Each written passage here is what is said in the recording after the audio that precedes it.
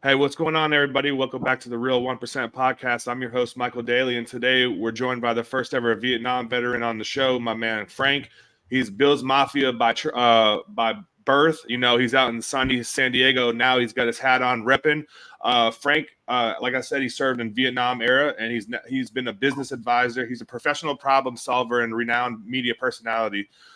He served as a military medic in the U.S. Air Force before thriving in high-tech industry for over 2 decades. He's a co-founder of Trust, the process book marketing. He achieved 11 consecutive #1 best-selling releases and 4 national award-winning books in just 22 months. So my man's a writer at heart. Frank leads workshops for aspiring veterans in Arizona State University, mentors with the Veterans Treatment Corps, and is involved with the University of California Entrepreneurship Academy. With a wealth full of experience, including senior positions with Fortune 50 organization, he now shares his insights as a speaker and author in a global audience setting with over 240,000 listeners across the radio, Roku TV, podcasts, in over 42 countries. Frank's mission is to guide entrepreneurs, leaders, and authors in discovering opportunities, solving challenges, and building high-performing teams. His educational background includes a certification from UCLA Anderson School of Business and a bachelor's degree in finance from California State University at Sacramento. So without further ado, Frank, how you living today, my man? Thanks for joining me Hey, on the thank show. you. Thanks for the opportunity. Always a pleasure to talk with veterans. Absolutely, man. So, we're gonna have to get in the time machine real quick and take it back a little bit. But what prompted you to join the Air Force way back in the day?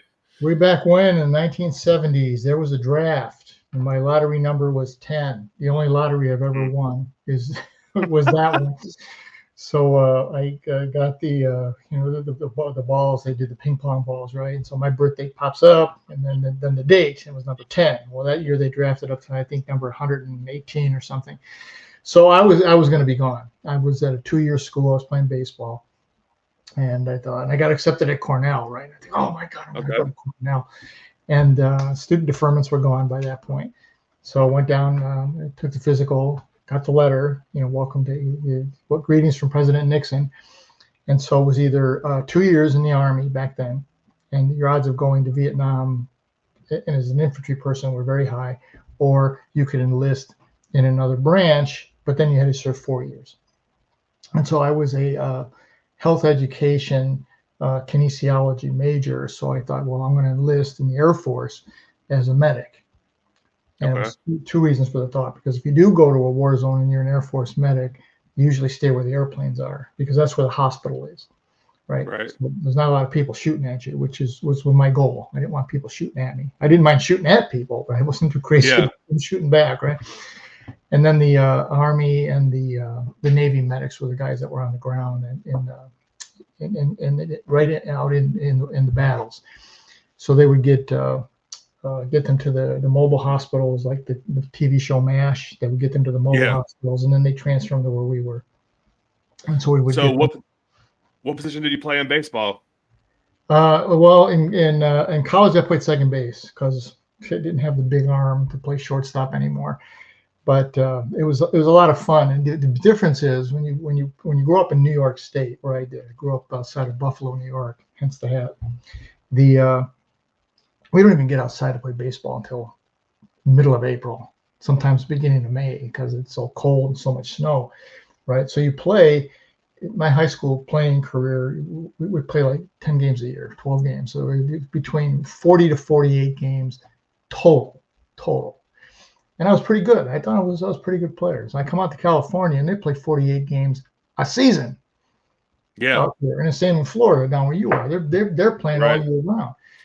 And so when I finally got to after going into my senior year in high school, they had a tryout. The Pittsburgh Pirates, who were the closest local professional team, came and was holding a tryout for guys in the area. Right. So I went to the tryout and they invited me to come. And that's when I realized you better learn how to study, Frank, because this is going to be the end of the line. Because Yeah. they had guys there with me. A guy that grew up with me he was younger than I was Rick Manning. Rick Manning played in the major leagues for I don't know how many years, but he was there. Bill Madlock, who played with the Chicago Cubs for a bunch of years, he was there. And it's different, Mike, because you hit the ball. When they hit the ball, it sounds different. When I hit the ball, it doesn't sound like when they hit the ball. right? Right. And when they run, they sort of glide. When they Yeah. throw the ball, it's like on a perfect line, where mine might be like this. And so I said, okay, Frank, you're going to go to school, play baseball in school, learn how to study, because baseball is not going to be long-term in your future.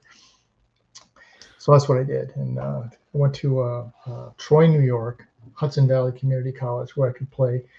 And when I went there, my thought process was, well, get bigger and stronger, and then you can get drafted again after your 2 years in a junior college. Okay. And then when your lottery number is 10, that's pretty much the end of that. So I went to the Air Force. And the beauty of it was they sent me to California, which is Okay. where I wanted to go. I wanted to get out of the cold. I had to get out.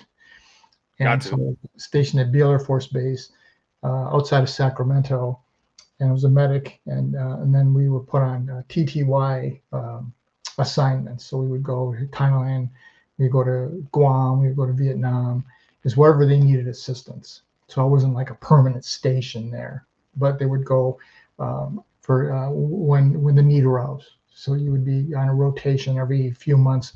There's probably 3 or 4 of us that would just rotate through. So real quick, do you like the Yankees or the Mets? Yankees. We got to cut it short, man. That's it. Yeah. It's a Red Sox podcast.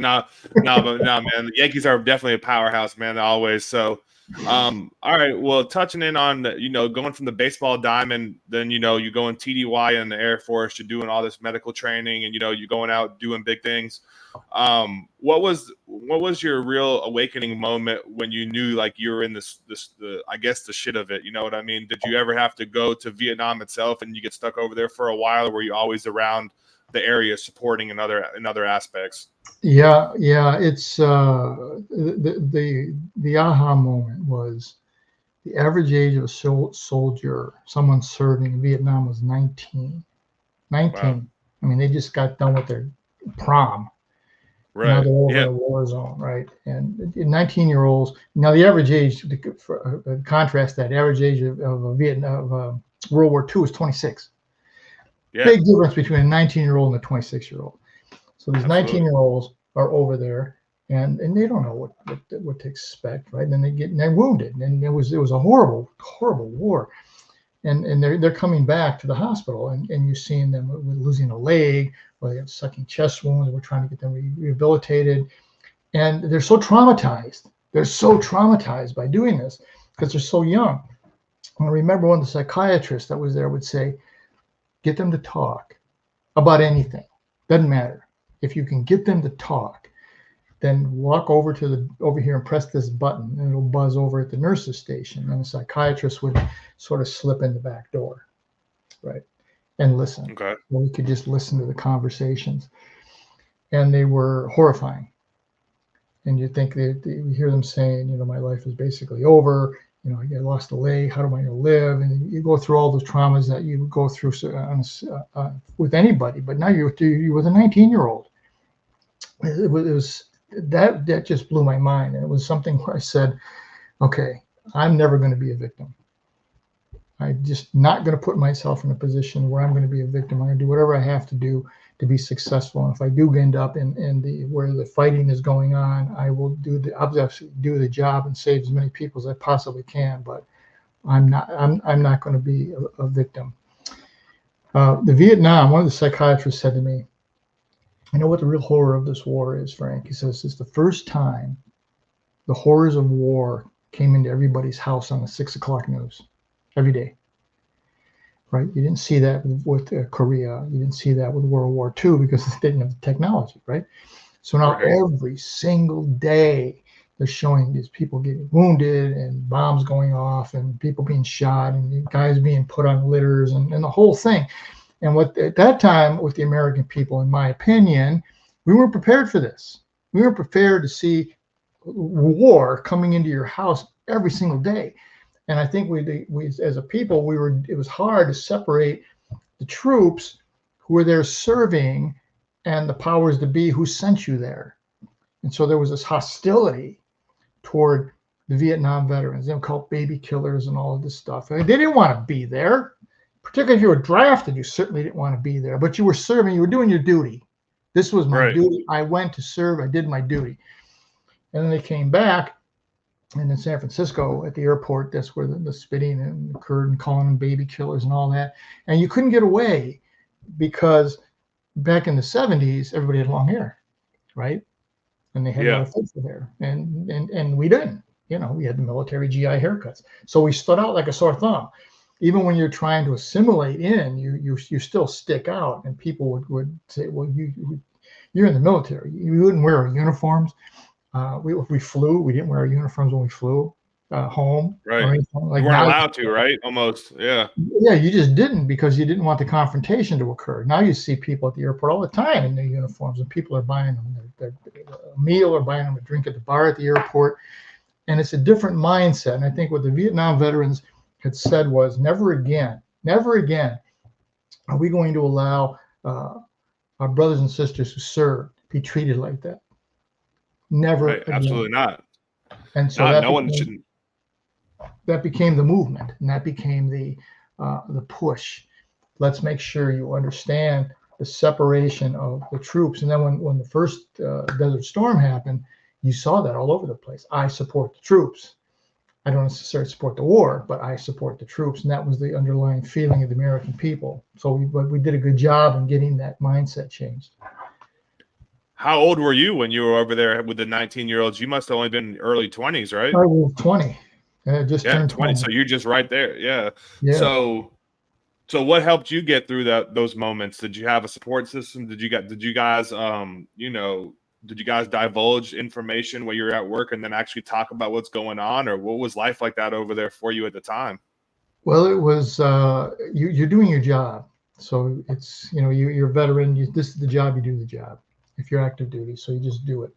And you didn't think about a lot of stuff. Now you saw a lot of the horror. And so there was awful lot of talking in the evening about, or off duty, about what was going on. And this is horrible. And you just did what you had to do. Right. Now the support was, we talk with each other. And if you're in the hospital, your goal is to try and aid and comfort. And so you have to change your mindset, right? And your mindset was moving in that direction. Let's talk about aid and comfort. Let's talk about other things that could potentially happen for you. Let's talk about what the journey is going to be like when you go back home. We're going to send you to Travis Air Force Base, to the rehab center, and all these kinds of things. And this is kind of what's going to happen. And try to help everyone understand this is the reality of your life at this point in time. All right. And in my point in time, it was, I thought I wanted to go stay in the medical kinesiology field when I got out, because that's where I was going to go to Cornell, to do kinesiology. Right. And then when I was there, I decided, no, I don't want to do that, because you get desensitized, and that was the worst thing. And then when I was back in state, it was an EMT based medic, so I was emergency room medic. And that's why they would send us overseas, because we knew what to do in case of an emergency. We knew what the crash cart to have ready. We knew what things had to be ready. We knew how to the paddles for the heart. We knew how to do all that. All right. But when you become desensitized, you're not seeing the suffering anymore. It's just, you're just doing your job. You're doing it rote. And there were so many people coming in all the time, either it's stateside or overseas. And I said, well, I remember talking to one of the nurses and the doctors, and I said, how do you do this? And they said it's a challenge, and there are times when you do feel that you're desensitized and you are doing it rote. And if it gets to the point where you cannot separate, and you're not looking at that as a person who's suffering, and you're just looking at it as, I have to do my job, then you probably should get out of that line of work. So when I got done serving, I did 4 years. And then it was, let's go back to college. And I happened to be back at Beale Air Force Base. And so I went to Sacramento State and said, well, let's take a look at going into finance and take a complete shift from health education, kinesiology, and move into the world of finance. So I did that for 2 years, finished and got my degree. And then it was an interesting story. As I'm getting out, and I wanted to trade money. That's what I thought I wanted to do. And so while I was in Sacramento State, the state capital, and we had a professor, this course was called Lobbying and Pressure Groups. And so he said, go downtown, meet a lobbyist, and write a paper on it. right? So I picked the lobbyist for the Bank of America, wanted to go into finance, did a paper on him, talked to him, would go to his office regularly when I happened to be in downtown Sacramento. And I said, there's a method to the madness here. His name was Judge Broders. And I said, Judge, what I want is an interview with Bank of America when I'm done. And he said, you got it. So they set up the interview. I go to San Francisco, interview with the trading room in San Francisco. And back then, this was way back, and still in the 1970s, they said, you got the job, it's $10,000 a year, you have to move to San Francisco. Okay. And San Francisco was still incredibly expensive even back then. And then NCR, the computer company, came to the on campus, and they said, well, you can stay right here where you are and make $14,000 to start. And being a finance major, that didn't take a lot of hard. It wasn't easy. It was easy to do the math. I said, I'll go into high tech and do that for 2 or 3 years, and then I'll go back into finance. And then 27 years later, I was still in high tech. I was a CEO of 2 companies up in Seattle, Washington. And what I found was, and I give a lot of talks now, and one of the talks that I always give is the best education I ever had, because the theory versus reality and all this stuff. The best education I ever had was in the military, period. 4 years of college, the grad school stuff at UCLA, the best. That's why I learned the most. And what it came down to, Mike, was I'd come back from assignment. I was back in Beale Air Force Base, and the hospital commander, who was a full colonel, who shouldn't be talking to me because I'm an E4, and the chief master comes over, and they said, we want you to run the pediatric clinic. And I thought, okay, isn't it? So you have to say, right? But with all due respect, sir, doesn't this normally go to someone with a higher rank? And the colonel said, normally it does, yes, but we think you can do it. And then I said, again, with all due respect, do the higher ranking people not want this job? And he burst out laughing. And he said, well, that too, but I still think you can do the job.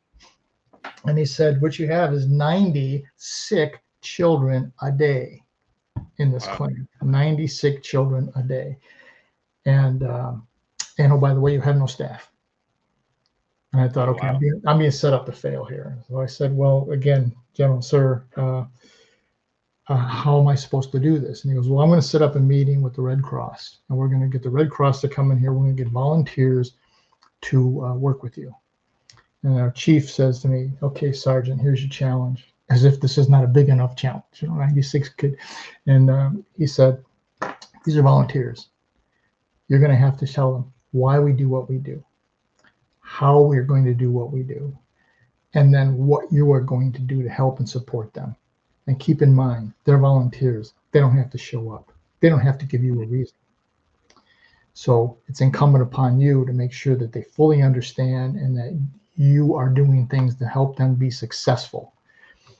So it was massive collaboration. We didn't even use the word collaboration back then, but that's what we had to do, was to be able to learn how to delegate, number one, which they teach you well in the military, how to delegate, and then how to delegate. And if you're a military person, you got the overhead, you got the punitive action you can take. When you're dealing with volunteers, that ain't going to happen. So how do you delegate? How do you train people? How do you make sure that they understand what needs to be done? How do you monitor and show them what to do? And then what kind of results are you getting? So at the end of less than a 6-month window, we had a waiting list of probably 20, 30 people who wanted to work in the pediatric clinic, because a lot of them thought, oh, this is cute. We get to see the babies and the little kids. But when you're seeing sick children every single day, it wears on you. It can be very, very painful to watch that occur. And then you've got to deal with the other side of the equation, which was, now you got the sick child and you got the parent who's scared to death. Right. And so now you've got to manage that and show your volunteers how to stay calm, just not worry. Let's just take it one step at a time, and to reassure the parents, because they would come in absolute panic. And sometimes the child just had a cold, but it was their first child, and you're 19, 20 years old. You don't know what you're doing. Right. So you would come racing in to the emergency room. But that's by far the best education I ever had, was identify the problem, find solution to the problem, build an action plan, delegate, the workload. Once you delegate the workload. You don't delegate the responsibility. They taught us that in the service, right? And make sure you stay on top of it. Make adjustments as needed. So as things were coming in, we had, for example, a neonatal intensive care doctor be assigned to the hospital. Now, her husband was a military surgeon. He got the permit because he was a doctor, right? So he comes, he's a military surgeon. And so she comes with him, neonatal intensive care doctor. Now we can make adjustments. Now we have to go out and get blood transfusion machines and do the research on that and how to do. There was no Google back then, right? So you're doing the research and looking things up and putting it together. And I remember going to see the colonel, the one who gave me the job in pediatrics, and I brought this report, probably this thick. And I bring it to his office and put it up on his secretary assistant's desk. And he said, "This is the report for the neonatal doctor, the blood transfusion machine." And she looks at me and she says, "First major purchase, Sergeant?" And I said, "Yes, ma'am, it is. I hope I did it well." And he goes, "Well, he'll get back to you soon, I'm sure." So I walk down to the mess hall, right, get coffee, and I walk back over to my office, and there it is, my report sitting on my desk in big red letters. If I wanted to read War and Peace, I'd buy the goddamn book. When I went, okay, this is the military. You can talk like that, right? So I said, okay, well, let's see what we did wrong. So I go back over to his assistant, and I said, "What did I do wrong here?" He says, "Well, number one, he assumes you've done the research. What he wants is a briefing. And the key operative word in briefing, Frank, is brief. Absolutely. Can you do it in one page? Can you do it in one page? Here's the situation. Here's what we recommend. Here's the pros and cons. Here it is. One page. Here's the cost, right? Do you have the money in the budget?" He's going to say, and then he assumes you've done the research. Now, if he wants to see the research, he'll ask for it. But 99% of the time, they're not going to ask for it, right? So another lesson learned: brief is better than these big, long War and Peace things. And I see these proposals when I got out in the corporate world, and they're doing 26, 27-page proposals on this stuff. And I went, "Geez, guys, give me a summary. Give me a briefing." And I would tell my staff as I was coming up, I said, "If you can't put it in one page, you don't understand what's going on. Okay, we'll delve into the detail, but I don't want to read 27 pages to figure out that there is no solution here. Okay, let's get to it quickly."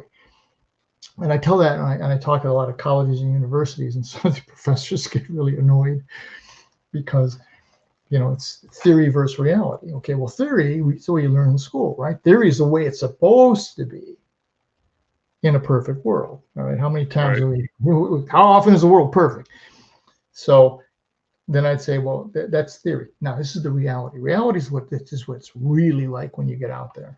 And this is where you got the theory is good because you don't want to make the same mistakes over and over again. But reality says this is how it is for real. And then you make your adjustments and you take what you learned in theory and you apply it into the reality in the world. And that by being in the military helped me tremendously because I progressed very quickly as I got out.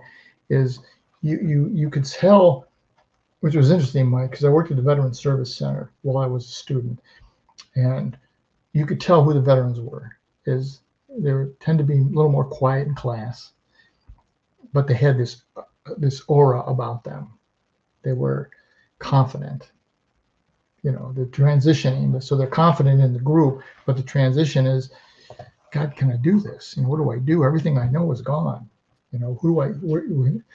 Where's my platoon? Where's my group? Where's the people that I'm interacting? Well, they're not there anymore. Yeah. And that was very, very difficult for a lot of veterans, and myself included. And the Veterans Service Center was a place where you could all go and you could talk and listen and hear each other talking. And I remember one of the counselors at the school said, we try to reach out to veterans and we try to do this. And I said, stop. First off, you're not a veteran. Okay. Yeah. You're not. You don't have the same experiences. Now you can empathize with a veteran, but you weren't there. You didn't do it. You don't know what it was like. So they're not going to listen to you. And they're not going to open up to you because you're not going to understand it anyway. And you're going to give them some bullshit answer. Okay, well, you need to do. Well, I don't want to hear that.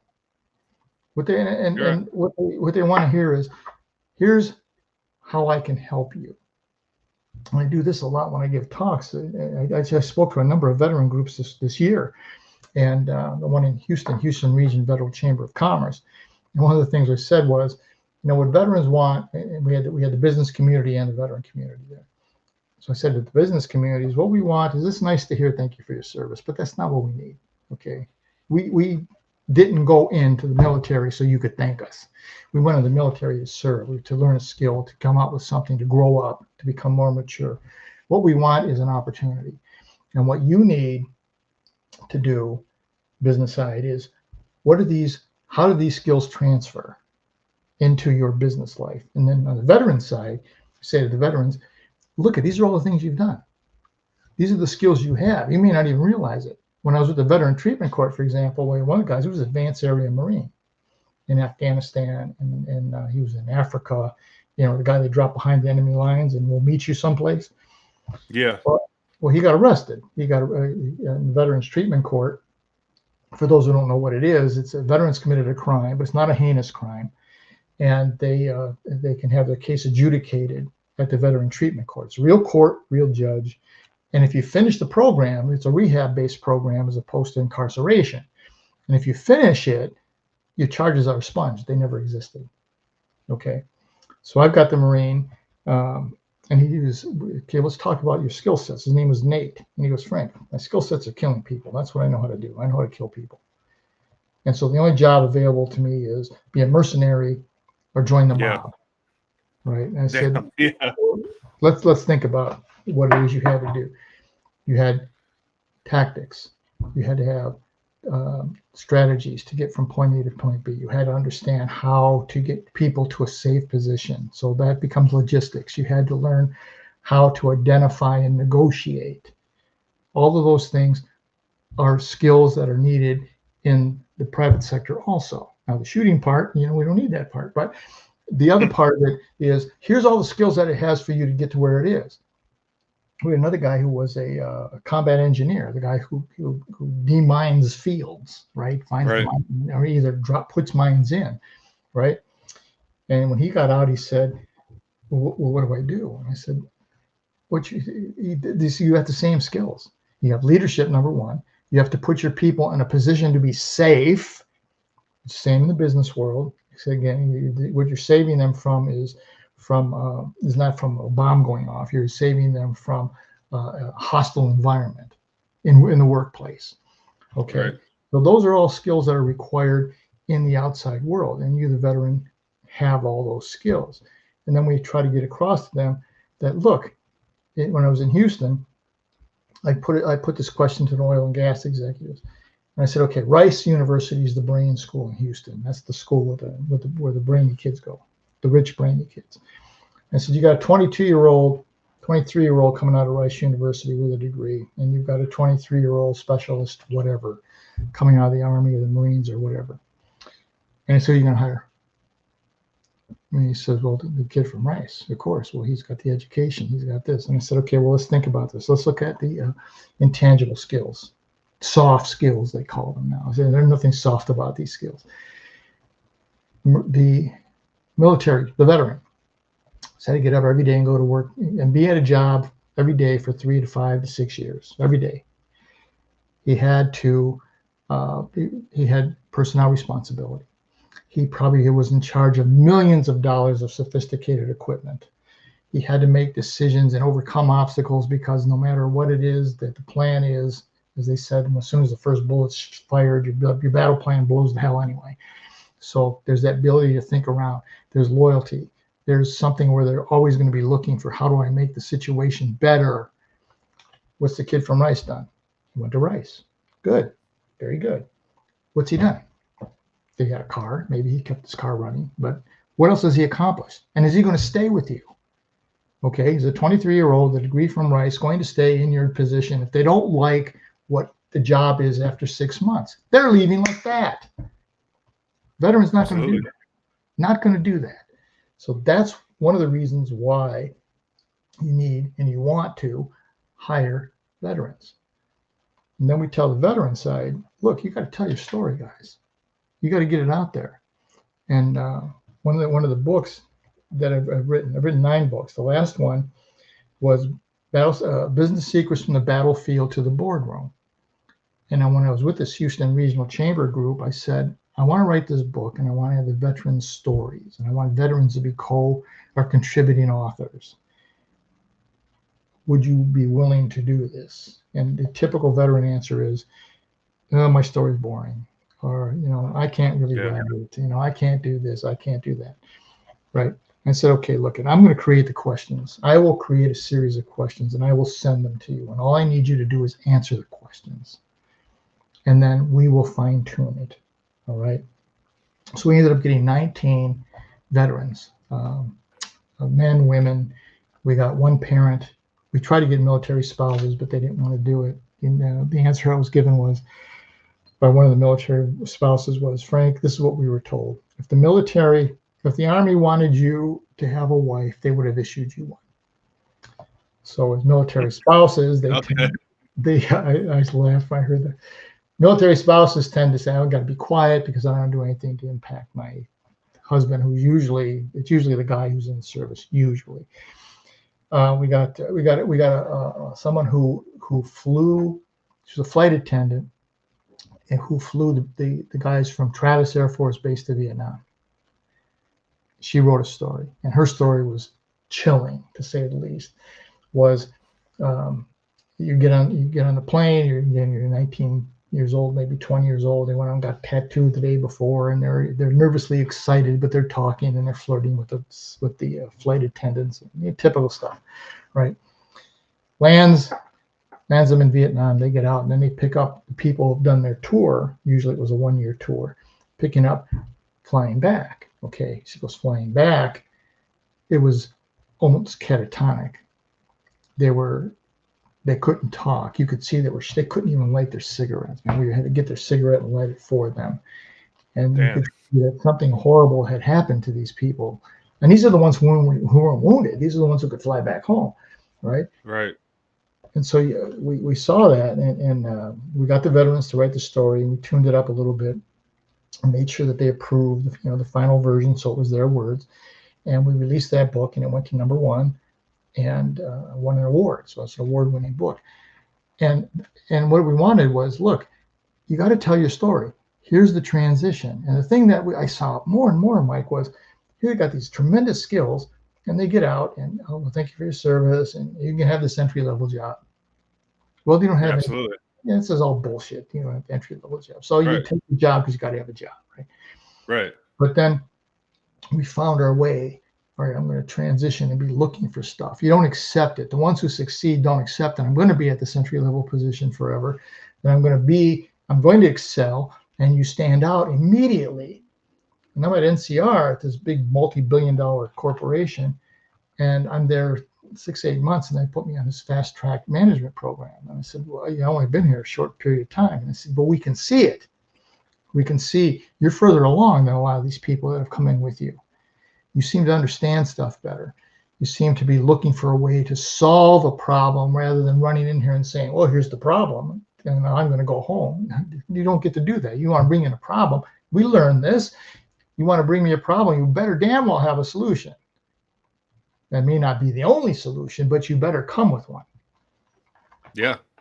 Absolutely. So I want to rewind a little bit. First, sure. I want to say it seemed like you turned into the colonel a little bit once you got into the civilian world. You turned into that colonel saying, hey, I don't want the whole 26-page, essay. I want the summary of the thing, which, yeah, in the military, at least we get trusted. We get trust instilled in, being, whether you're a specialist, a private, you're going to get charged with something, and you got to learn how to lead and train from the front rather than just sitting around and twiddling your thumbs and making something out of nothing. So I wanted to ask you about the living conditions when you were overseas, because a lot of people love to say the Air Force lives high on the hog, but you were in time ago. So what were the living conditions like, and what was all that like on the day-to-day basis? The food, the living conditions, like what was that like for you back in the day? You were living in barracks. You're eating in the mess hall. It's some of the stories about the Air Force are funny, because I think the Air Force propagates some of the stories too, where they come in and say, well, where's my 4-star hotel? And the Marines are sleeping in the dirt and all that kind of stuff. But Yeah. it was other than the fact that I wasn't in the combat on a daily basis, it was typical military. You get out to work, you go to your barracks, you're living in the barracks. Um, Over there, you didn't want to live in town because it wasn't safe. So Right. you ate the mess hall. You did the same thing. You ate everything everybody else did. The difference was back then they had those K rations, the cans with the stuff that's god awful horrible. And if you Yeah. eat it, it's because you're starving. So you had regular mess hall food, Okay. which was sort of the thing with being on the base. You're safe. It's like being behind the wire, being behind the Right. fence, right? So you're in a safe position. You you watch the older people. Um, Periodically, there'd be mortar attacks. I'm not supposed to hit a hospital, but okay. But they wouldn't do it. Would be close. So it was just basically letting you know, hey, we're here, Right. right? And we'd sit there and watch the older people, the older guys, and you could hear them coming. You could hear the mortar, the whistling. And if they didn't move, you didn't move. Right? Right. So we kind of, oh my God, what do we do? So I just watch them. But if they moved, then you move too. Better So move. you started to learn to watch those who have been there before, Okay. and get some of that seasoning and how to act. That's the reality part, because they were Right. going to teach you theory on how to be a medic. How do you start an IV? How do you do this? How do you do that? Okay, yeah, that's real. That's cool. Now somebody's wounded and they're in tremendous pain. Okay, well, when you're doing it in practice, the guy's not in tremendous pain, right? Now Right. in the real world, now you have to make some adjustments to it. How am I going to get this in here? If I have to get the IV, the veins start to collapse. So where am I going to get it in? Right? So you maybe go to the hand, Yeah. you go somewhere else, but you have to be able to think it through. Right. And that's the beauty of what we learned and what we bring to the party as veterans. And under no circumstances, when I speak at veteran groups, do I say you're not worthy, because you are. You definitely are Absolutely. worthy. And any organization that can't see the value is probably not the organization you should work for. Now you still have to we the veterans have to do some transitioning and adjustments, because we're coming into a different world. So we have Right. to make those adjustments, but we're used to making adjustments. We're used to doing that. All the time. And then once you start it, it doesn't take long to see, okay, who's again in corporate America. I was with NCR, and I'm moving up very, very fast. And I had a big senior vice president who was a big guy, big Texan, 6'6". He was close to 300 pounds. And he had the monkey toy with the cymbals that would clap. Yeah. And people would come into his office, and his name was Rod Gray, and they'd say, "Mr. Gray, I got this problem, blah blah blah blah blah." And he's trying to make their problem his problem, okay? And he would open up the drawer and throw that little clapping monkey to him. And he says, "Don't put your monkey on me. To handle it yourself." Right? And he had been in the military years, or he had been an officer. And I said I could see that. But you come again, as I said before, you come with a solution. Here's the situation. Here's what we're up against. Here's what I think we should do. What do you think? That's a whole different story than I can't figure this out. Yeah, absolutely. So what did I want to ask you a two-part question, if Sure. you don't mind asking, if you don't want to answer the first one, that's Yeah. fine. But looking back on your time in the military, what was probably one of the worst things that you had to go through? And then a follow-on question on that, what did your transition look like? Was it smooth sailing, or was it kind of bumpy and rocky for you?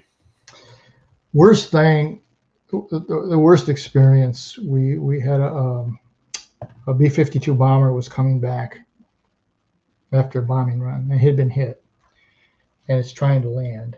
And as it landed, it tilted. So the wing hit the ground, and the plane exploded.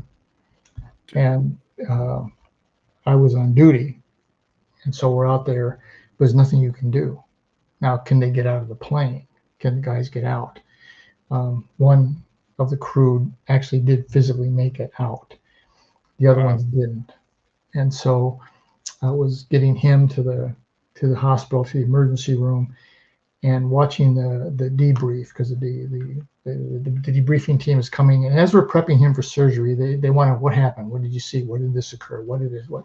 And the guy's got third-degree burns over most of his body. The odds are he's not going to survive the surgery, and they're questioning him on what had occurred because the other people That's crazy. had all died.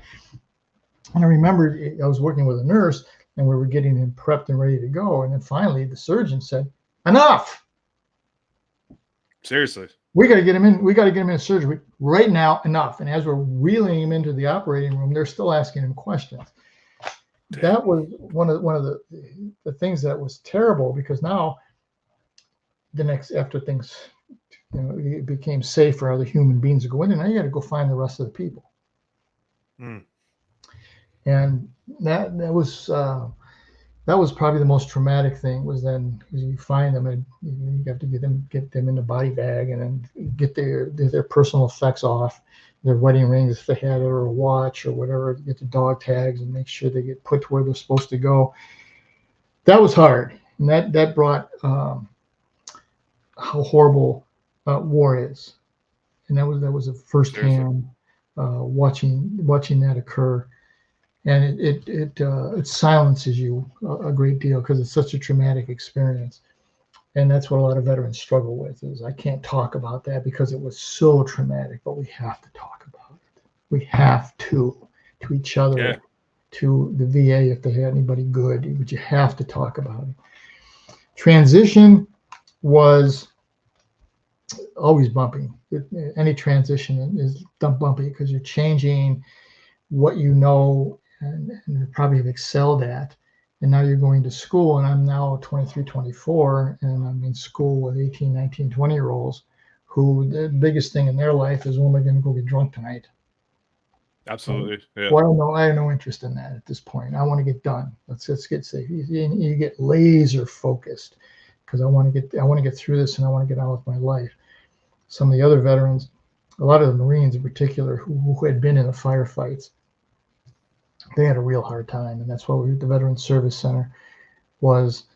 I remember one of them said to me, "Do you know what it's like to kill another human being?" And I said, "No, I don't, and no, I hope I never have to." And he says, "You never forget it, particularly if you see the individual and you see them. Now, if you're 1,000 feet away, it's one thing, but when you're in a firefight like they were, you could see the individual." And he said, it's something that's going to haunt you for the rest of your life. Unfortunately, I didn't have that experience, but he did. And so the transition, working with some of them, and then my own transition, which was learning to be patient, because the outside civilian world, there's so much nonsense that goes on, and there's all this jockeying for position and all that crap. Look, just do the job, get it done, let's move on. And it's a different environment. And again, you don't have. I had to work multiple jobs, and I didn't go to the VA because I didn't have any major physical problems. And for a lot of Vietnam veterans, to step back for a second, we didn't want to be known as veterans. Okay, if you had to go to the VA, you did, but we tried as hard as we could not to get that out there. It wasn't that we weren't proud of what we did. It's just that we didn't want the aggravation and the hassle. Right. And I still saw that when I was doing the book. Some of the veterans who were more your age, Afghan Desert Storm veterans, they said, a lot of them said the same thing. He said, I didn't want to. I'm trying to move forward, and I don't want to use the military as a crutch, so to speak. And I said, well, why is it a crutch? And he said, well, because people think it's an entitlement. And I said, it's bullshit. It's not an entitlement. You earned that. Right. Entitlement is something given to you didn't earn. You earned this. You earned the right to have all these benefits, to have these kind of loans, to have this kind of help, to get this sort of medical. You earned it. And when you apply for a job and there's a veteran benefit thing, you earn that. So don't look at it as, well, I don't know yes, it is. It's yours. It's there. If everybody else wanted the same thing, or well, you get something that they don't get, and I said, well, then go serve. There you go. One They're thing in looking my for you.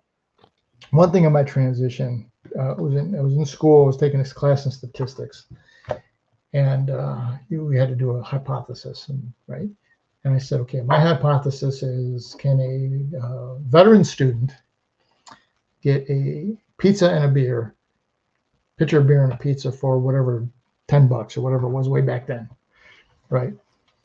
And so this professor says, I'm sick and tired of dealing with you veterans in class. Damn. And I said, and why is that? And he says, because you get stuff for free. Because all these students here working their ass off and their parents are paying all this money and you get money for free. You get money to come to school. And he said, and I think that's flat out wrong. Now, Wow.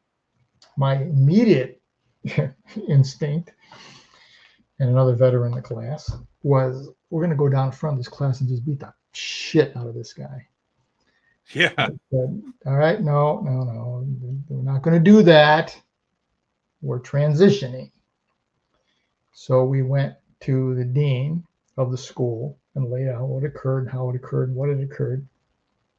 And we said, we want action taken on this. And we're going to leave it up to you to do what you believe is appropriate. But anybody who says that everyone in that room could have the same benefits that we had if they want to put in the time and the energy. They want to serve, they'll take them tomorrow.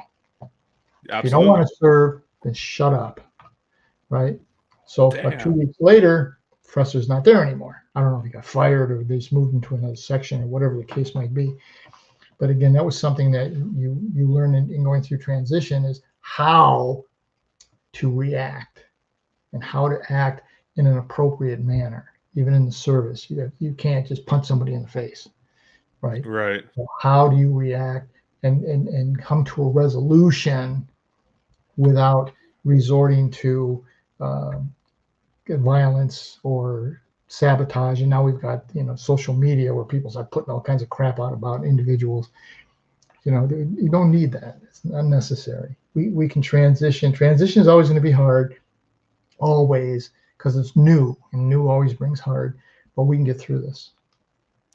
So, I mean, you may not have had to kill somebody, but anyone knows if you've been to war. I mean, you were a medic and you saw that incident with the bomber. You've seen people on their worst days, right? On their last limb of life, maybe their last breath. And you don't ever forget that, no matter what war you're in. I mean, those stories stay with you, whether you were a medic, a cook, an infantry, a sniper. You all know people that didn't make it home. We all do. Or we know people that committed suicide that made it home but didn't make it the rest of their life because they couldn't live with what they had going on in their head. And like you said, we do have to talk about things. We have to swallow our pride. It's not, oh, well, I'm taking away from the next guy. That's all bullshit. That's all a lie, because there's enough there for everyone to get. And that's why everyone needs to get what they deserve, because we did serve. It's not about, oh, it's crutch. It's actually just a benefit of serving the country that we live in. And not everyone does that. So no, not everyone's entitled to get their school paid for, to have a VA loan. And you're absolutely right. More people need to take action on that and stop thinking that they're a victim of something, and just get what you deserve.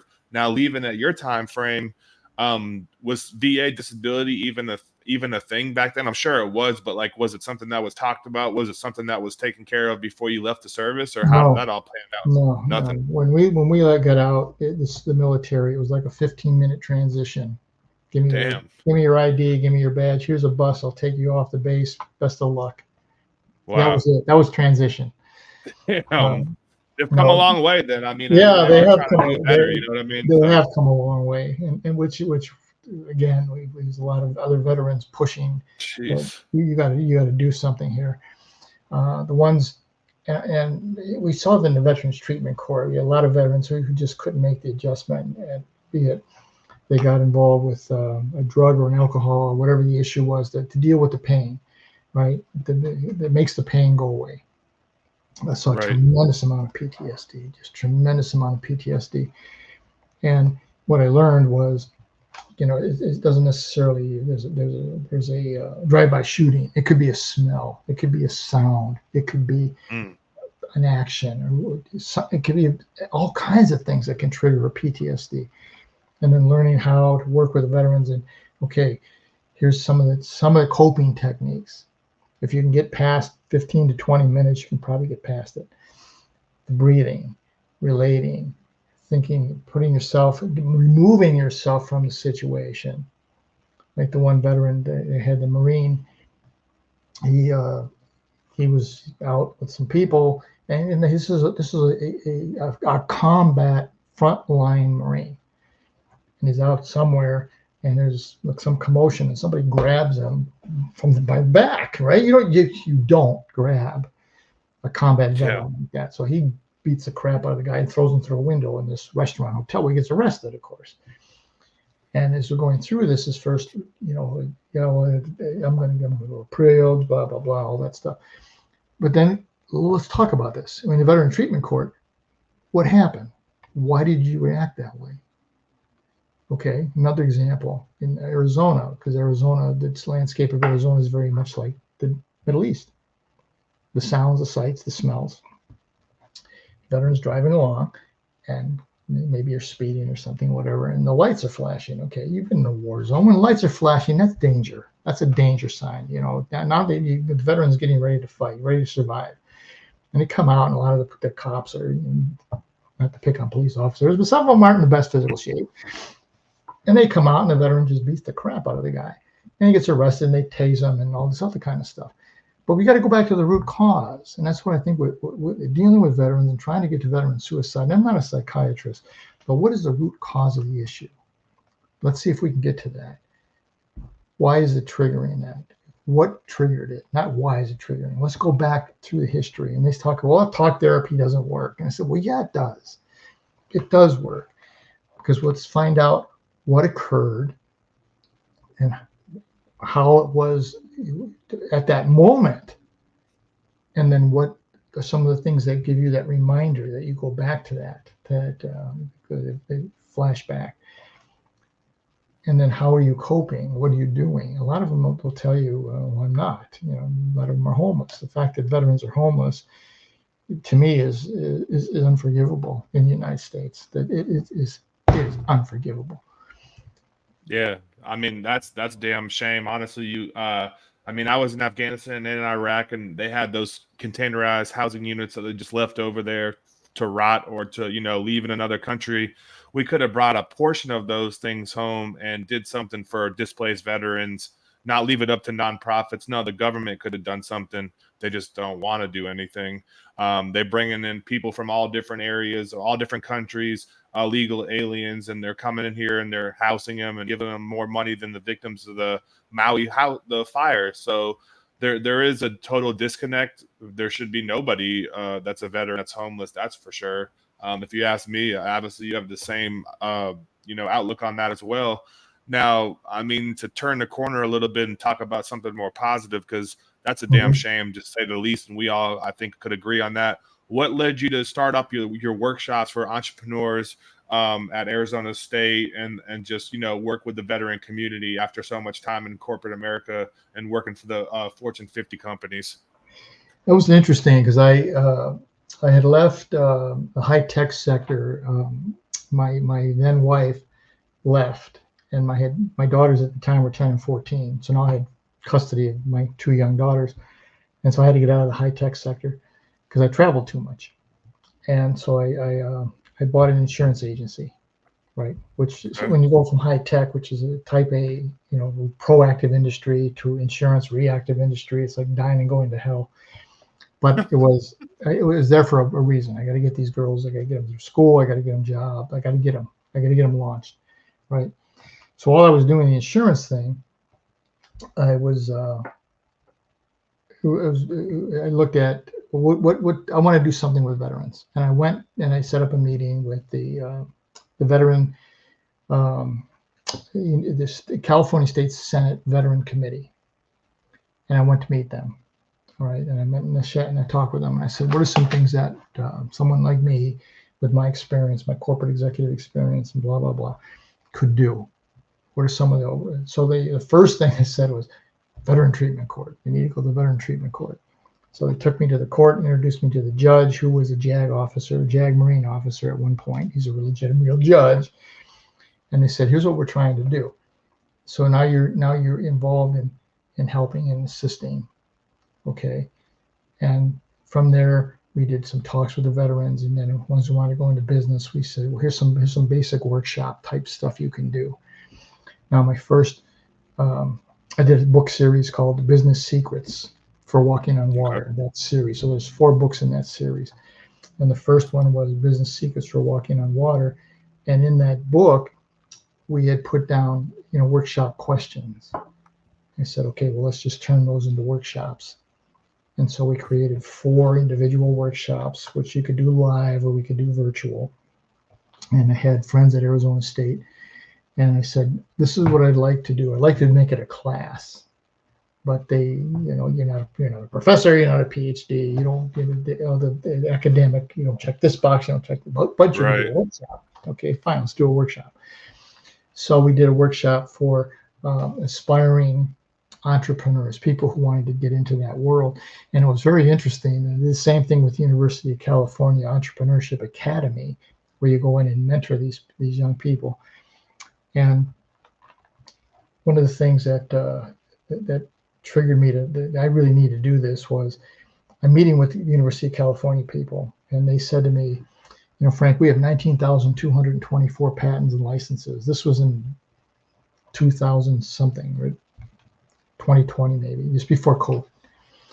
Okay. I said, wow, 19,224 patents. Why? What are you doing? Why are you talking to me? And they said, well, 65% of our revenue comes from 5. Wow. And I said, 5%, right? And they said, no, 5 total patents generate 65% of our revenue. I didn't realize I said this out loud, but I said, well, that's not good. And he said, yeah, that's right. That's why you're here. So I said, well, you're the biggest research universities in the world. Why? Why is that the case? And they had 5 reasons. And the first reason was no market need. That was the first reason.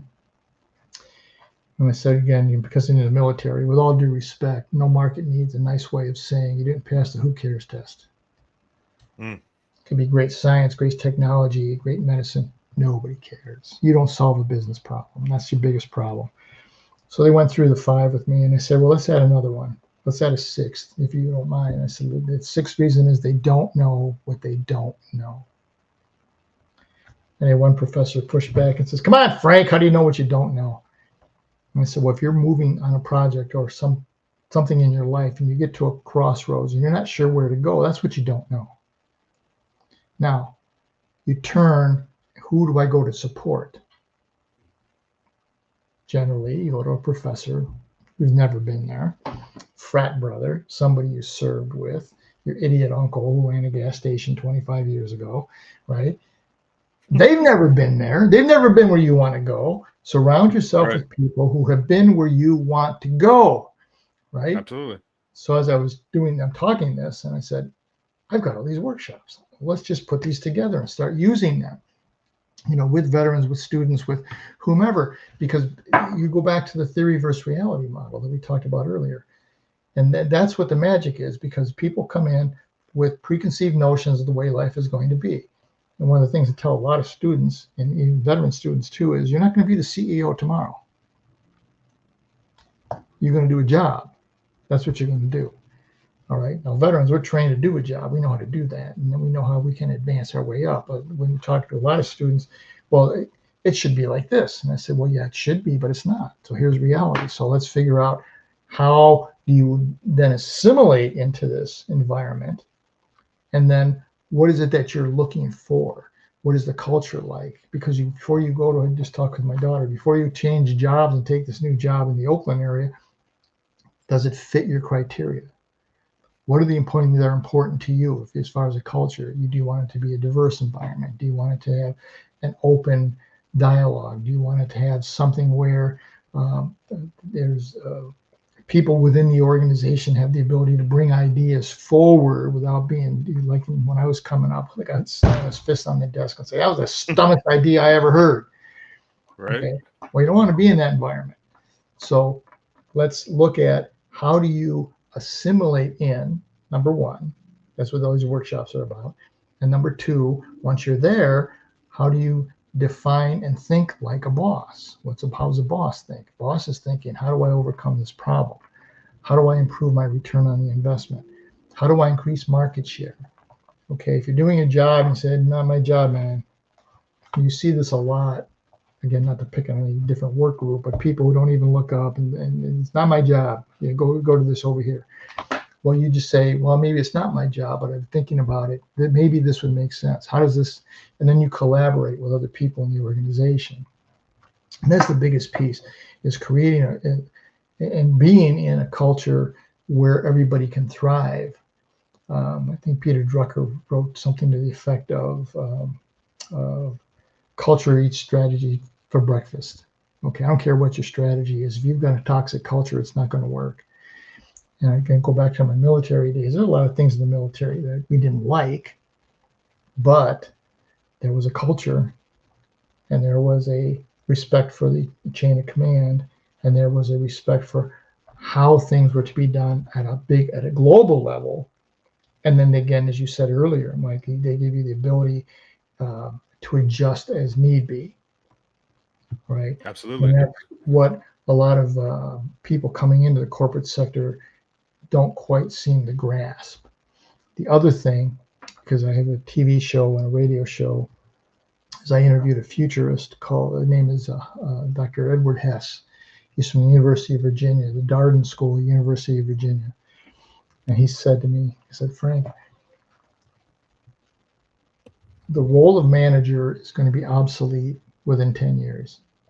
And I said, I would go with that. And he said, there's no reason for you to sit at a desk and have all your people sitting in front of you in cubicles and you monitoring, making sure they showed up on time, making sure they got this report done on time. That's going to be gone.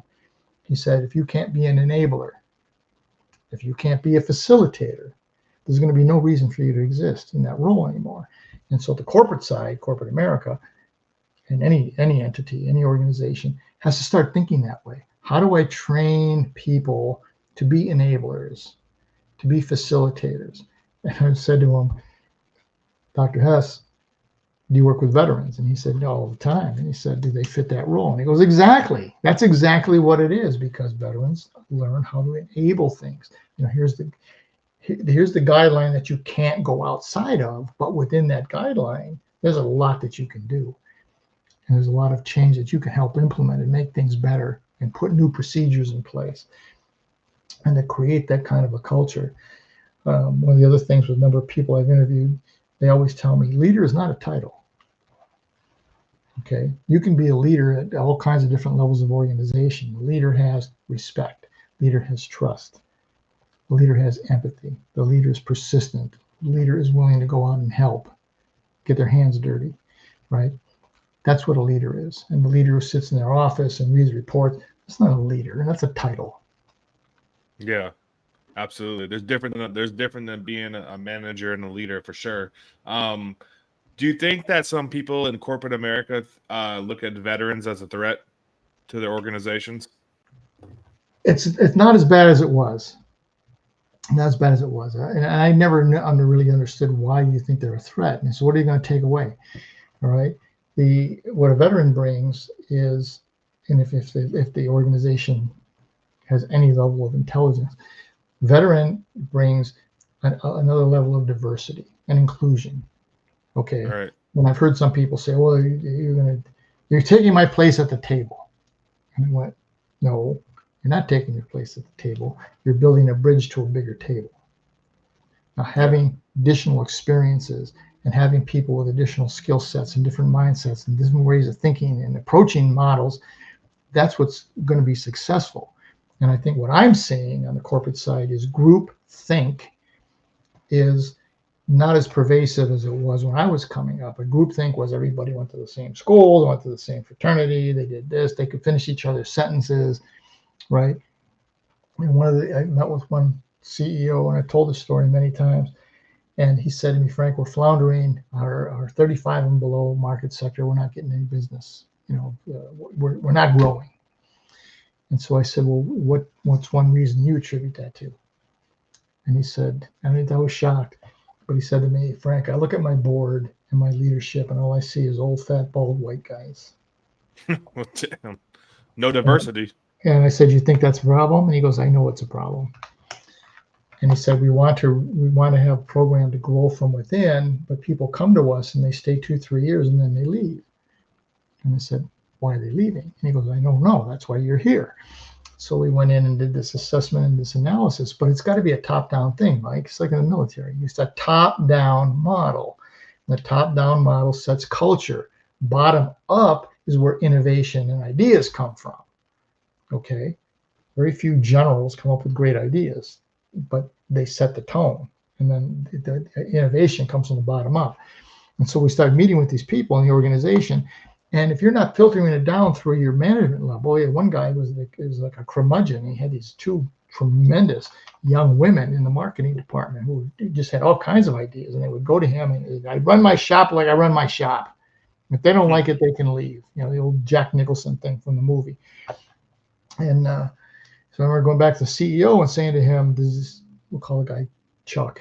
And he said, so does Chuck have the ability to write a check for $1 million? And he says, of course not. And I said, well, you're about to lose more than $1 million in skill and talent because these two women are going to leave. First opportunity they get. And they did. They did leave.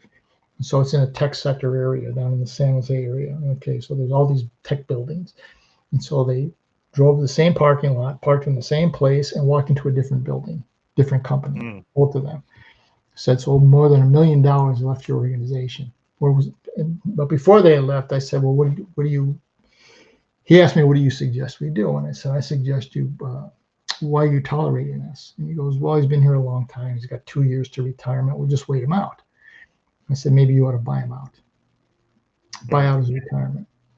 Give him something extra because you're going to lose these people. And what happens is young people will come in. This is what happened with NCR for many years. When I came in, you would come in, they did tremendous training. You're doing this training 3-4 years, then you jump ship, you move out.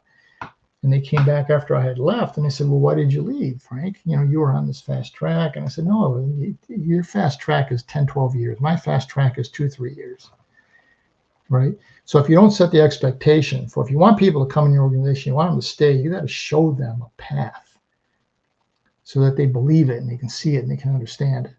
Right? And then they'll stay. People will stay if they feel appreciated and valued. People will stay. Oh, yeah. People will Absolutely. leave if they're not. If you're not showing them respect and you're not valuing their input, or you're just ignoring what they have, they're going to go.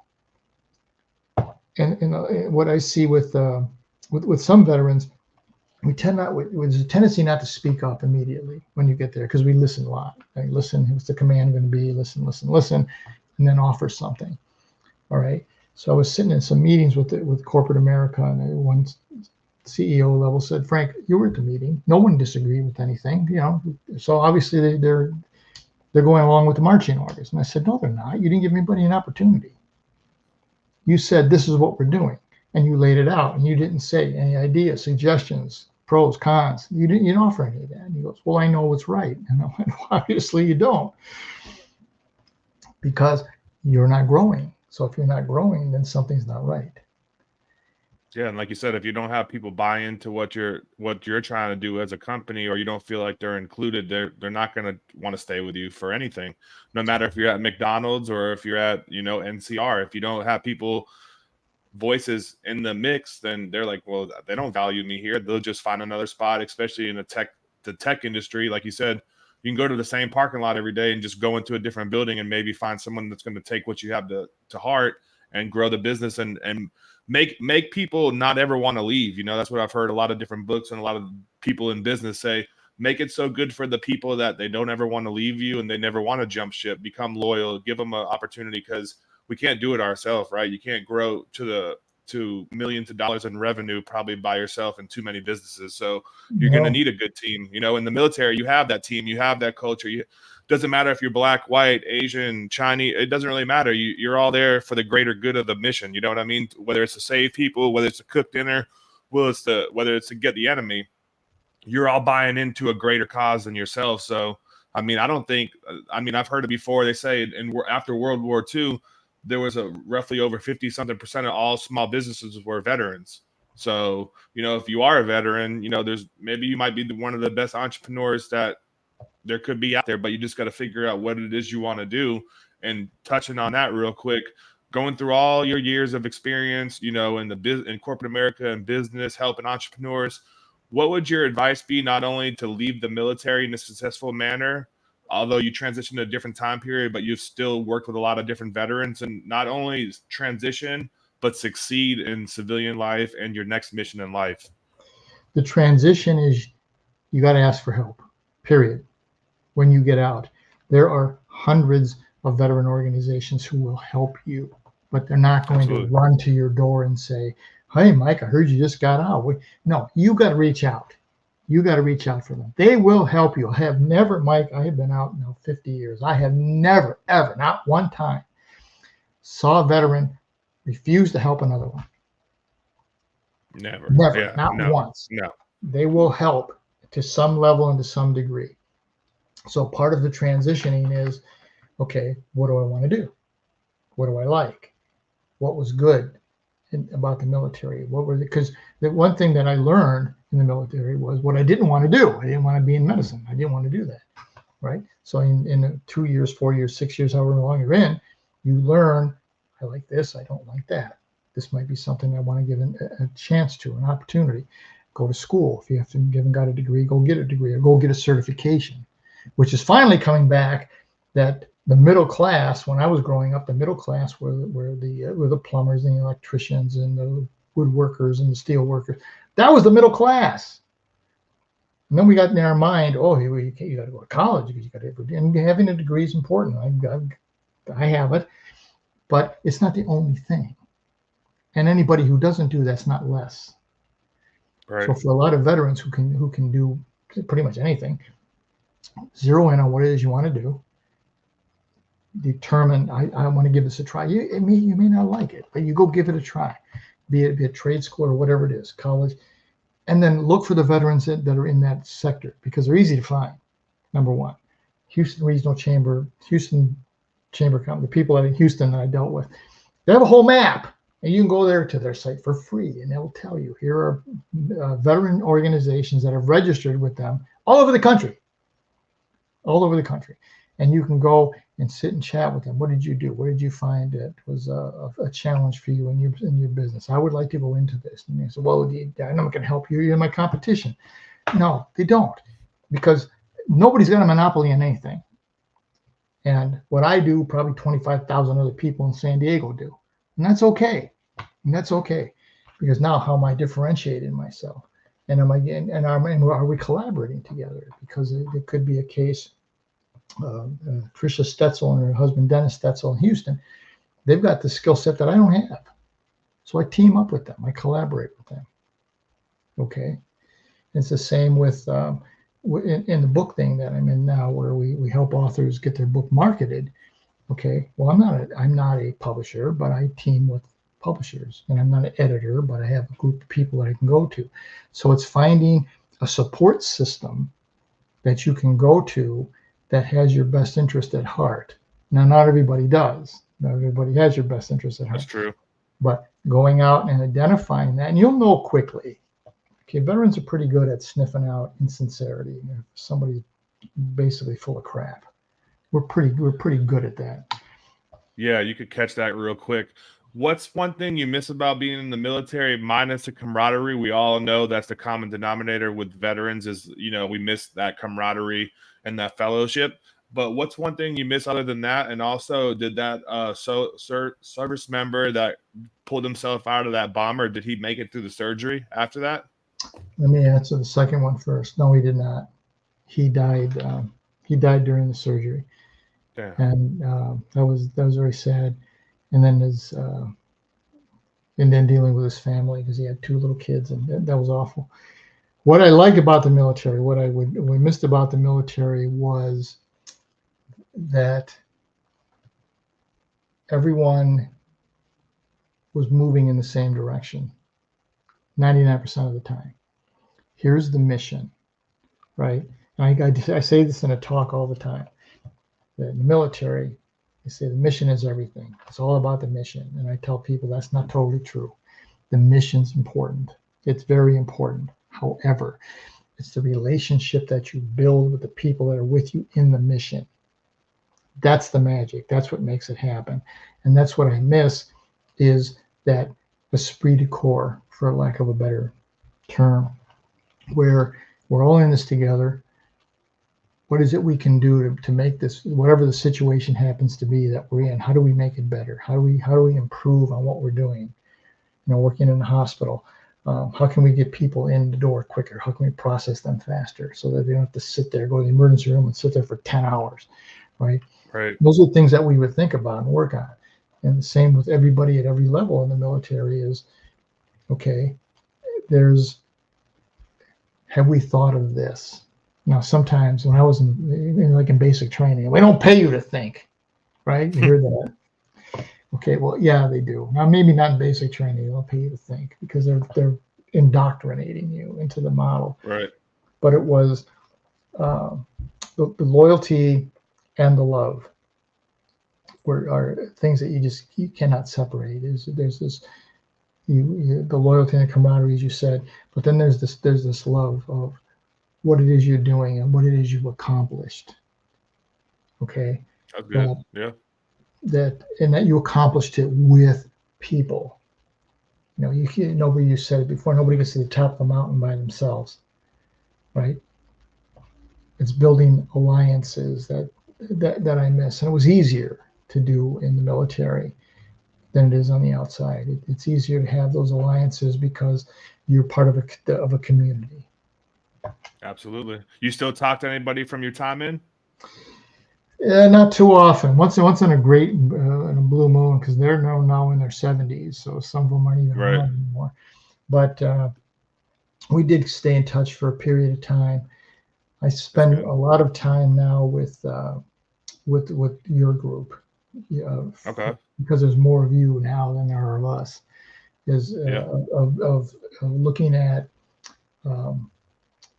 scaling. A lot of here's the other thing a lot of veterans do. They're going to start a business, but they're not going to ask for help because we don't ask for help. We can figure it out. I'll figure it out. How many times have you heard that? At first, until you fail and you say, shit, I gotta reach out. And like you said earlier, you get around people that already are successful like yourself or other veterans or non-veterans that are willing to learn, because you don't have to reinvent the wheel per se, but just get around someone that's doing what you want to do. If you're the smartest person in your friend group, they say get new friends. So, maybe get around some people that are going to bring say, holy shit, these guys are up in their game. Doesn't matter if you're 70 or 50 and you're 21. Get around the people, soak them up like a sponge and grow. Just grow yourself up.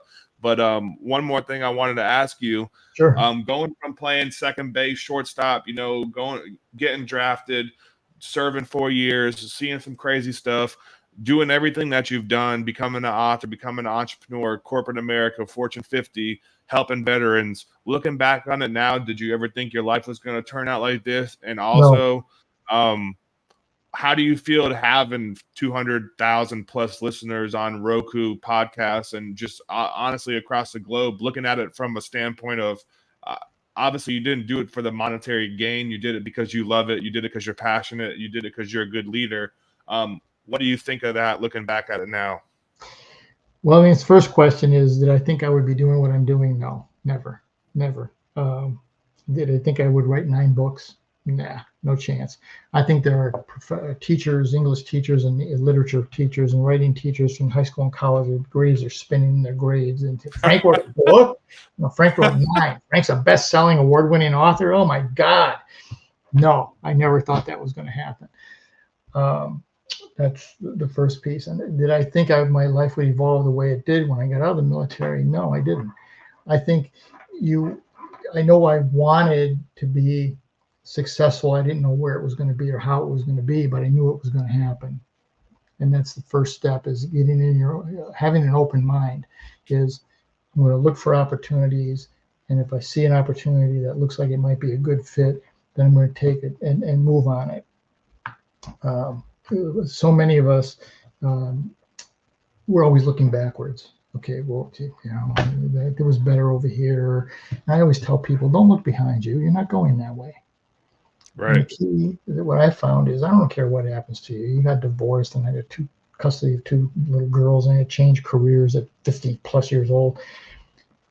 You you pick up the pieces, regardless of what happens in your life. You pick up the pieces and you start moving forward. Even if it's 2 steps forward today and 1 step backwards, it doesn't matter. You just start moving forward. And when you do that on a consistent basis, better times and better people are going to come into your life because they're going to see it. They're going to see the energy and the effort that you're putting in, and you're going to draw them to you. Yeah, absolutely. You're right. What's next for you, and where can someone find you if they want to reach out or if they want to get your books or get in touch with Frank? And then Sure, I'll put it all in your I'm court. easy. I am easy to find. You can get me on LinkedIn. That's where most people go. Frank Zakari on LinkedIn. I'm on Facebook. I have a website, www.frankzakari.com. Um, your other question about how did I get into the broadcast? I wasn't going to do broadcasting. I got out and I had sold my company, and I got approached. And I was saying no a lot, Mike. People say, hey, would you like to? No, I don't want to do that. Then one day I said, why do I keep saying no? So voiceamerica.com contacted me and they said, why don't you do a business show? And I said, I'm not interested in business shows. I want to do a show about life-altering events, people who have been through something catastrophic, changed the trajectory of their life, and now the life that they're living now is better than the life they thought they were going to have. That was the radio show. We did that for 69 weeks, live radio. And I was kind of shocked that we were over 200,000 listeners in 42 countries. And then we moved it to Roku to TV because it's more of a visual world now. And we did that for a period of time. And now we're doing podcasts and YouTube channels and what have you. And the beauty of it is there's so many people in the world who are doing great things. And one of the things that is frustrating to me is you put on the news and the first 6 things they talk about is some horrible thing. Or you look on Facebook or social media and it's a negative. I don't want to hear negative anymore, okay? There are too many people that are doing good things. And those are the people that I want to interview. Some people like you. Those are the people that I want to have on my show who are making a difference and seeing how can I elevate children or students or a workforce or a business. How can I elevate them? Because I think there's so much more that unites us as a people than what separates us.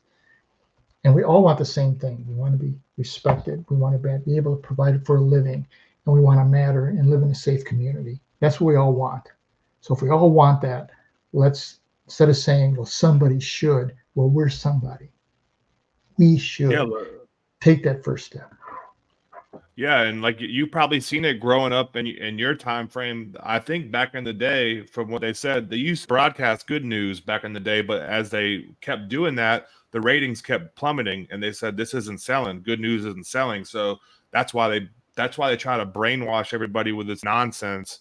And that's what's really tearing the world apart essentially, because everyone just is programmed with the bogus all day, and it's going to take people like you and other people that are trying to send positive messages out there and share people's stories. And like you said earlier, everyone's story matters. Every veteran story matters, and it matters to talk about it because there's people every day taking their lives, even first responders. We can get out of the veteran realm, and business executives. People can't deal because people aren't processing what's going on, and they're listening to negative stuff all day. You got to reprogram yourself in a positive manner to get through these dark times, because anything's possible. I mean, you made it through the military, you made it through training in war. I mean, it should be easier on the other side, but it's not always the case because people don't think it is, or people are scared to ask for help. But when you didn't know something in the military, they might have said suck it up and drive on, but still, if you had a good leader, they were there for you when the times got tough.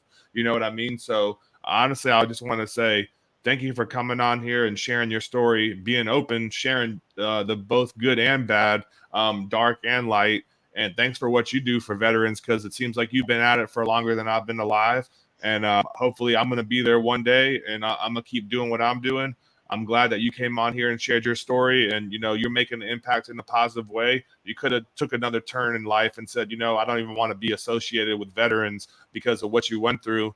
I'm sorry to hear what you and other veterans from the Vietnam era went through, getting spit on, getting treated like trash, because those people were delusional and brainwashed, to say the least. You know, you didn't want to go over and kill people. You didn't want to get drafted. You wanted to go play for the Yankees. You know what I mean? Deep down inside, you wanted to probably play baseball or do Yep. kinesiology or medical field, you know, without the military involved. So respect to you for doing that, and everybody else that's in the similar, you know, group as you, and respect to all the veterans and their family members for what they do. So with that being said, I want to put the ball back in your court and, you know, let you have any closing remarks if you got any. But I just want to say thanks for what you're doing, and thanks for joining me on the show today. Sure. Last thing I would say to veterans is, number one, you matter. You matter. Your story matters. Contact me. We'll talk about your story. We can do more books about this. We have to get the word out there. Some way, shape, or form. I can be on my show. You can be on Mike's show. You matter. That's the critical thing. You never ever put yourself as a secondary person, collateral damage, because you're not. You're not. Absolutely. Thanks. What's next for you, brother? What's next for Next you to in life? me, well, we're going to continue to help authors with their books, doing marketing and promotion. One of the things with my first few books that I wrote, I didn't understand marketing and promotion of the book. I thought the publisher did it. They say they do, but they don't. So we created a marketing promotion campaign, and we'll work with authors. Now, we've had 13 consecutive authors who worked with our program have bestseller. They became bestsellers. 13 in a row in a 2-year window, and 4 of those books became award-winning books. So I love doing this, and it's taking away some of the myths, because you're basically a myth buster with publishing, marketing, just like we were in the military. You're breaking myths. There's a myth in the military, you can't make any decisions. There's this myth that you just have to follow blindly. There's this myth, and it's all nonsense. Okay, once you get in it and you find somebody who understands how to do it, and that's what we talk about is, why do you want to write a book and put your heart and soul into it? Because an author, they just want to get the damn book done. That's what they want. Okay, book is done. Yay, book is done. Now, no one's going to buy it because no one knows anything about it, because 11,000 books come out a day are released. Wow. 11,000. So how do you differentiate yourself? And that's what we try to do. Same thing with my radio show. We try to differentiate and show you, how can I help you get, I've been there. I've been where you are. I know where you want to go. I can help you, just like you're doing with your broadcast. You're doing the same thing. Hey, well, I appreciate you sharing that, and maybe I'll have to tap in with you on the book authoring one day. I think I got some good stories to tell, but, you know, today was about your story. I appreciate you coming on here. I appreciate what you're doing. And, you know, like I said before, and always in these episodes, if you made it this far, I appreciate you guys listening in. Hopefully you guys got some golden nuggets from Frank's story and his life, and you guys can apply it, whether it's in your business, whether it's in your personal life, or whether it's sharing it with a friend. If you guys need anything, you know, from us, Frank told you where to find them. You can find me at thereal1%1@gmail.com. And just reach out. And if you guys got a story you want to share, I'd be more than happy to have on the show. Let's change the narrative together. And, you know, thanks for listening in. Until next time, I hope you guys have a blessed evening and take care of yourselves and your family. Have a good one.